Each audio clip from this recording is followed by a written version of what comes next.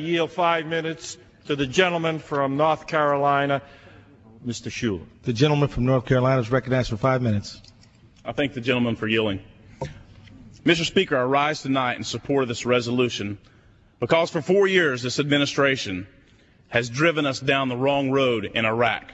This administration's newest proposal does nothing more than accelerate our pace further and further away from our obligation of stabilizing Iraq and getting our troops home. Our men and women in uniform have performed bravely and done everything asked of them. Yet 4 years into this conflict, we have our troops driving unarmored Humvees in enemy territory. Meanwhile, our government cannot account for roughly $12 billion allocated for the war in Iraq. With that $12 billion, we could have made the following purchases for our men and women in harm's way: 80,000 armor kits for Humvees, 16,000 arms security vehicles, 20 million bulletproof vests, 40 million helmets. That money is gone. It disappeared in a cloud of waste, fraud, and incompetence that has engulfed this war from the beginning.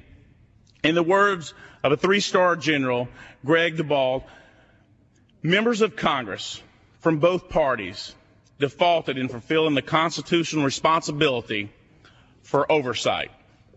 Now this administration wants Congress to rubber stamp an acceleration and continuation of those same failed policies.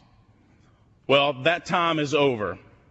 My fellow Blue Dogs and I have made public commitment to root out war profiteering.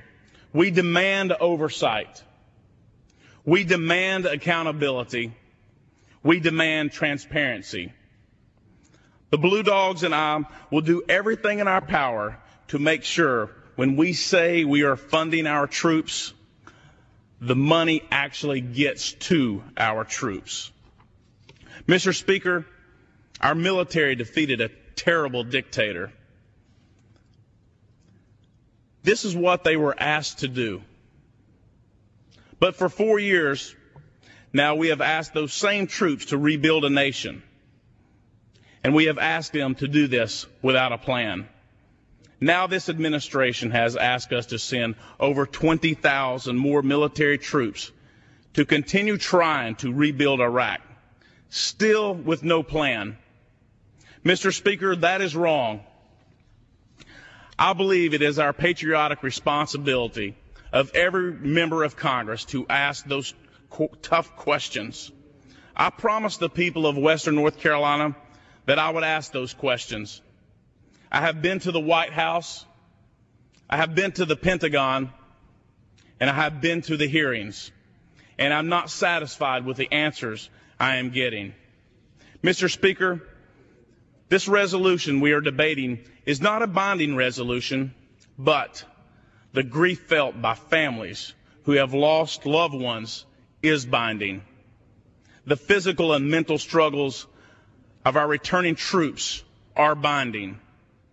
The devastation caused to innocent people by the violence in Iraq is binding.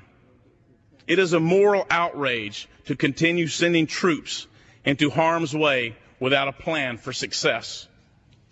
This administration must realize that military might alone is not enough to secure Iraq and end the civil war. Victory in Iraq requires more than bullets and bombs. It requires the cooperation of the Iraqi government, increased regional diplomacy, and competent leadership at home. I yield back.